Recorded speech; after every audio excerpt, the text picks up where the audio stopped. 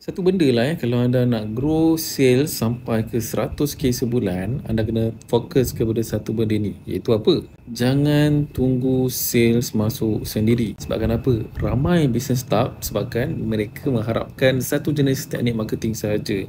Contohnya run iklan, and then leads yang ada ataupun database yang ada tidak utilize. So and then pelanggan datang sendiri tanpa kita nak follow up mereka yang dah beli, dan juga tak ada sistem untuk tarik, nurture dan convert. Semuanya macam kena buat secara cacah merebah. Kejap fokus ni, kejap buat ni, kejap terlepas yang tu. Senang kata tak ada sistem lah.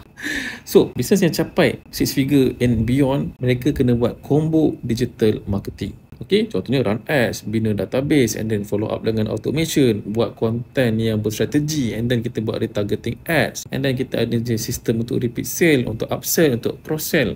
So kalau anda nak saya breakdown step by step, saya ada buat satu konten yang agak deep dive, ada dalam bentuk teks, ada dalam bentuk video, ada. Anda pergi klik dekat link kat profile saya dan cari konten ini, dan of course jangan lupa untuk tak nak terlepas video yang membantu untuk anda upgrade anda punya game, bisnes dan marketing.